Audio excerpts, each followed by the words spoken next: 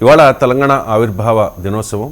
Sir, Telangana ఏర్పాటయ్యే క్రమంలో ఆ ఉద్యమం సమయంలో ఎన్నో సందేహాలు, ఎన్నో ప్రశ్నలు లేవనెత్తారు చాలామంది. తెలంగాణ వస్తే పాలించుకోవడం చేత కాదు, తెలంగాణ వస్తే కరెంట్ ఉండదు, తెలంగాణ వస్తే నక్సలైట్ల ప్రాబల్యం ఎక్కువైపోతుంది అని చెప్పి. కానీ అలా జరగలేదు. ఈ 11 ఏళ్లలో తెలంగాణ రాష్ట్రం ఏం నిరూపించింది సార్? అంటే మీరు అన్నట్లు తెలంగాణ పైన అనుమానాలు, సందేహాలు, భయాలు, అపవాదులు, ఇలాంటి అభ్యంతరాలు ఇవన్నీ తప్పని నిరూపించింది.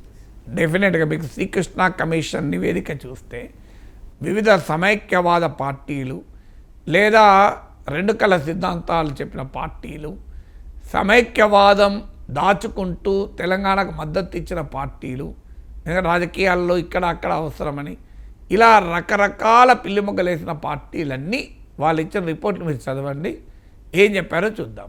ఒకటి, మీరు అన్నట్లు తెలంగాణ ఇది అన్వయబుల్, ఫిజికల్లీ అన్వయబుల్. ఇది చిన్న రాష్ట్రం, అభివృద్ధి జరగదు, వనరులు ఉండవు, ఈ తెలంగాణ నిలబడదు ఆర్థికంగా అన్నారు. ఇవాళ ఇప్పుడు ఏం ప్రూవ్ అయింది? దేశంలో తలసరి ఆదాయంలో Telangana top state. Telangana physical capacity is much higher, Andhra Pradesh కన్నా కూడా ఎక్కువ Telangana physical capacity. Telangana growth rate ఎక్కడా తగ్గలేదు, పెరుగుతూనే ఉంది. తెలంగాణ పర్ క్యాపిటల్ ఇన్కమ్ పెరుగుతూనే ఉంది. తెలంగాణ అన్ని ఇండికేటర్స్లో కూడా ఇది వయబుల్ స్టేట్ అని ప్రూవ్ అయింది. ఇది వాస్తవంగా ఈ తెలంగాణ కన్నా చిన్న రాష్ట్రాలు చాలా ఉన్నాయి, అవన్నీ వయబుల్ అయినప్పుడు తెలంగాణ ఎందుకు వయబుల్ కాదు? అందులో తెలంగాణ రిసోర్సెస్ ఉన్న స్టేట్, తెలంగాణ ఎకానమీ బలమైంది అని ఈవెన్ తెలంగాణ హైదరాబాద్ రాష్ట్రాన్ని ఆంధ్రలో కలిపినప్పుడు కూడా తెలంగాణ వాజ్ సర్ప్లస్ స్టేట్. అందువల్ల ఇది అన్వయబుల్ అనే వాదన నిజం కాదని ప్రూవ్ అయింది. 10 ఏళ్ళ డేటా చూస్తే అర్థమవుతుంది. రెండవది, తెలంగాణ ప్రజలకు పాలన చేత కాదు, Telangana cannot govern it self అనే ఒక కొలోనియల్ మెంటాలిటీ. అది ఎప్పుడు కూడా, ఇప్పుడు చూడండి, బ్రిటిష్ వాడు ఏమన్నాడు? భారతీయులకు పాలించుకోవడం చేత కాదు అన్నాడు. వైట్లు సౌత్ ఆఫ్రికాలో ఏమన్నాడు? బ్లాక్స్కు పాలించుకోవడం చేత కాదు అన్నాడు. సో ఈ ధోరణి నీకు it's a colonial mind set. Hindi మాట్లాడేటోడే గొప్ప, నార్త్ ఇండియన్సే గొప్ప, వైట్ ఓడే గొప్ప, వెస్ట్ ఓడే గొప్ప, ఇలాంటివన్నీ కూడా కొలోనియల్ మైండ్ సెట్ అది. సో తెలంగాణ విషయంలో కూడా ఈ కొలోనియల్ మైండ్ సెట్ ఉండే. తెలంగాణ వాళ్ళకు తెలివి ఉండదు, తెలంగాణ వాళ్ళకు పాలించడం చేత కాదు అని, అవన్నీ అబద్ధమని తెలంగాణ నిరూపించింది. ఇది రెండవ ఉదాహరణ. మూడవ ఉదాహరణ, తెలంగాణ వస్తే పవర్ క్రైసిస్. ఇదైతే కిరణ్ కుమార్ రెడ్డి ప్రజెంటేషన్లు ఇచ్చి, పవర్ పాయింట్ ప్రజెంటేషన్లు ఇచ్చి చెప్పాడు. దానికి ప్రాతిపదిక వాదనగా చెప్పింది ఏంటి? వాదనగా చెప్పింది పవర్ జనరేషన్ అంతా ఆంధ్రలో ఎక్కువ ఉంది, పవర్ డిస్ట్రిబ్యూషన్, పవర్ కన్జంప్షన్ ఏమో తెలంగాణలో ఉంది. అందువల్ల ఆంధ్రప్రదేశ్ సర్ప్లస్ పవర్ స్టేట్ అవుతుంది, తెలంగాణలో చీకట్లు ఉంటాయన్నారు. ఇది పచ్చి అబద్ధం అని ప్రూవ్ అయింది. తెలంగాణలో పవర్ క్రైసిస్ అసలు ఏమీ లేదు. ఆ మాటకైతే ఆంధ్రప్రదేశ్లోనైనా పవర్ కట్లు ఉండే, కానీ తెలంగాణ అది కాదని నిరూపించింది కదా. అందులో లిఫ్ట్ ఇరిగేషన్ స్కీములు పెట్టుకొని భారీగా పవర్ కన్జంప్షన్ పెరిగినాక కూడా ఎక్కడా పవర్ క్రైసిస్ లేదు. మనం విభజన సమయంలో ఉన్న పవర్ కన్జంప్షన్తో చూస్తే తెలంగాణ చాలా ఎక్కువైంది పవర్ కన్జంప్షన్, అయినా క్రైసిస్ లేదు. ఇక నాలుగవది, తెలంగాణ వస్తే మీరు అన్నట్లు నక్సలైట్ల ప్రాబల్యం పెరుగుతుంది. ఇలా తెలంగాణ నక్సలైట్లు లేరు. మొన్న కర్రగుట్ట ఇన్సిడెంట్, ములుగు, ఛత్తీస్గఢ్ బార్డర్, అది కూడా కావడం వల్ల తప్ప ఎక్కడ Telangana is no longer a left wing extremist affected state compare to Chhattisgarh, Orissa, ఆ మడకతే ఆంధ్ర ఒరిస్సా బార్డర్లో కూడా ఉన్నాను. కానీ మళ్ళీ అది కూడా ప్రూవ్ అవ్వదు. ఐదవది, తెలంగాణ వస్తే మత కలహాలు జరుగుతాయి, తెలంగాణ వస్తే కమ్యూనల్ రైట్స్ జరుగుతాయి అని పెద్ద ఎత్తున ప్రచారం. ఈ 10 ఏళ్లలో మతపర ఘర్షణలు ఎన్ని జరిగాయి? మత సామరస్యం ఎక్కడ దెబ్బతిని అల్లకల్లోలమైంది, ఇది కూడా తప్పని తెలిపోయింది కదా. ఆరవది, హైదరాబాద్ బ్రాండ్ దెబ్బతింటుంది, హైదరాబాద్కు పెట్టుబడులు రావు అని ప్రచారం. మీకు హైదరాబాద్కు పెట్టుబడులు పెరిగాయి, హైదరాబాద్లో గ్లోబల్ క్యాపిటల్ ఫుట్ ప్రింట్ పెరిగింది, హైదరాబాద్ గ్లోబల్ ఇన్వెస్ట్మెంట్ డెస్టినేషన్గా మారింది. ఎక్కడ హైదరాబాద్ బ్రాండ్కు ఏమాత్రము దెబ్బ తగలేదు. మీకు ఎక్కడన్నా చూడండి. ఇక ఆరవది, మీకు తెలంగాణ వస్తే హైదరాబాదులో సీమాంధ్ర ప్రజలపైన అటాక్ జరుగుతాయి, దాడులు జరుగుతాయి, ఇవన్నీ చెప్పారు. ఎక్కడన్నా జరిగింది ఒక్కటన్నా? ఇప్పుడు మీరు కూడా సీమాంధ్ర ప్రాంతం నుంచి వచ్చిన వాళ్ళే, మీరు ఏమైనా ఇక్కడ ఉద్యోగం చేసుకోవడానికి మీకు ఏమైనా ఇబ్బంది అయిందా? మిమ్మల్ని ఎవరైనా ఎలగొట్టారా చెప్పండి?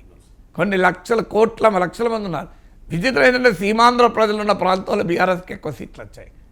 ఎమ్మెల్యే ఎన్నికలు కూడా మొన్న కూడా ఎక్కువ సీట్లు బీఆర్ఎస్కి వచ్చాయి. మరి ఎక్కడ ప్రాబ్లం అయింది అంటే ఇన్ని రకాల కుట్రలు, కుతంత్రాలు, అబద్ధాలు మనం చూసాం. అందువల్ల నీకు రాజకీయంగా రాష్ట్రాన్ని విడగొట్టద్దు, సమైక్యంగా ఉండాలి అనే వాదనలో నేను ఎవరి వాదన వాళ్ళకుంటే తప్పేమీ లేదు, నథింగ్ రాంగ్. సీమాంధ్ర ప్రజలకు రాష్ట్రం విడిపోకూడదు, హైదరాబాద్ లాంటి రాజధాని కోల్పోతాం, ఇది జనైన ఆవేదన, దానికే అభ్యంతరం లేదు. కానీ తమ రాజకీయ పొజిషన్ను సమర్థించుకోవటానికి అబద్ధాలు చెప్పద్దు. తమ రాజకీయ పొజిషన్ సమైక్యవాదమైన ఉండొచ్చు, తెలంగాణ వాదమైన ఉండొచ్చు, అది ఎవరిష్టం వారు. కానీ అబద్ధాలు చెప్పద్దు కదా. ఇన్ని అబద్ధాలు తెలంగాణ పైన అభాండాలు వేశారు. అబద్ధాలు కూడా కాదు, అభాండాలు ఒక రకంగా. ఈ అభాండాలన్నీ తప్పని తెలంగాణ ఎక్స్పీరియన్స్ రుజువైంది కదా. సో తెలంగాణ ఇవాళ ఇంత పవర్ఫుల్ స్టేట్గా ఎమర్జీ కాగలిగింది అంటే దీన్ని బట్టి అర్థమవుతుంది కదా. ఇంకొక పాయింట్ కూడా చెప్పాను మీకు, 7th or 8th point. Telangana 17 సీట్సే ఉంటాయి, ఆంధ్రప్రదేశ్ 25 సీట్సే ఉంటాయి. 42 సీట్లు కలిసింటే మన కేంద్రంతో బ్రహ్మాండంగా ఒత్తిడి తేవచ్చు అని. ఇది కొంతవరకు ఫ్యాక్చువల్లీ కరెక్ట్, కానీ పొలిటికల్లీ కరెక్టా? ఇవాళ తెలంగాణ కన్నా ఆంధ్రాకి ఎక్కువ సీట్లు ఉన్నాయి. కేంద్రంతో ఏం పోరాడుతుంది ఆంధ్ర? తెలంగాణలో 17 సీట్స్ ఉంటే ఆంధ్రలో 25 సీట్స్ ఉన్నది, కేరళలో 20 సీట్స్ ఉన్నాయి. ఆంధ్రప్రదేశ్ కేంద్రంతో ఎక్కువ పోరాడుతుందా, తెలంగాణ కేరళ ఎక్కువ పోరాడుతుందా చెప్పండి? అంటే అర్థం ఏంటి? 17 సీట్లున్న తెలంగాణ, 20 సీట్లున్న కేరళ, మీకు 13 సీట్లున్న పంజాబ్, మీకు 25 సీట్లున్న ఆంధ్రప్రదేశ్ కన్నా ఎక్కువ కేంద్రం పైన పోరాడుతుంది. ఇవన్నీ ఈ 3 రాష్ట్రాలు కేంద్రానికి వ్యతిరేకంగా సుప్రీంకోర్టు కూడా వెళ్ళాయి. మరి ఆంధ్రప్రదేశ్లో 25 సీట్లుండి ఈ 10 ఏళ్లలో ప్రత్యేక హోదా ఇవ్వకపోయినా, విభజన హామీలు అమలు కాకపోయినా, తెలుగుదేశం అధికారంలో ఉన్నా, వైసీపీ అధికారంలో ఉన్నా, మరి ఆంధ్రప్రదేశ్ ఎందుకు పోరాడలేదు కేంద్రం పైన? పోరాడటానికి కారణం పొలిటికల్ పాయింట్. అండ్ ఆడ ఎన్ని సీట్లు ఉన్నాయని దాంతో సంబంధం లేదు. ఆ పార్టీలు రాజకీయంగా రాష్ట్రాల హక్కుల కొరకు నిలబడతాయా లేదా అన్నది పొలిటికల్ పొజిషన్. అందువల్ల బీజేపీతో అనుకూలంగా ఉన్నాయి కనుక, బీజేపీతో పరోక్షంగా సంబంధాలు ఉన్నందుకు వైసీపీ, బీజేపీతో ప్రత్యేక సంబంధాలు ఉన్నందుకు టీడీపీ.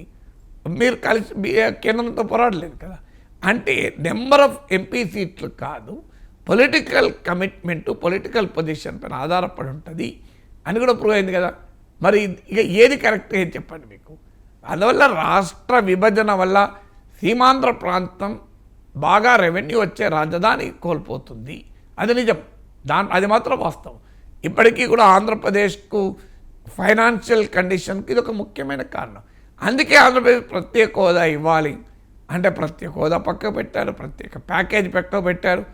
ఆంధ్రప్రదేశ్లో ఉన్న కార్పొరేట్ పొలిటీషియన్స్, కాంట్రాక్టర్ పొలిటీషియన్లు కేంద్రంతో వాళ్ళకున్న వ్యాపార రాజకీయ సంబంధాల వల్ల రాష్ట్రం కొరకు పోరాడమే మానేశారు కదా, ఏ పార్టీ అయితే ఎంతేనా. సో అందువల్ల వాళ్ళు మానేస్తే దానికి తెలంగాణ తప్పు కాదు కదా. సో అందువల్ల క్లియర్గా ఆల్ అబండాలు తప్పని నిరూపించబడ్డాయి. తెలంగాణ ఇది viable state, lively state, successful స్టేట్గా ప్రూవ్ అయింది కదా. సో అందువల్ల ఈ June 2న తెలంగాణ ఆవిర్భావ దినోత్సవం సందర్భంగా గతంలో తెలంగాణ పైన అనవసరపు అభాండాలు వేసిన వారు మేము రాజకీయంగా తప్పుగా ఆలోచించామని అంగీకరించాలి కదా.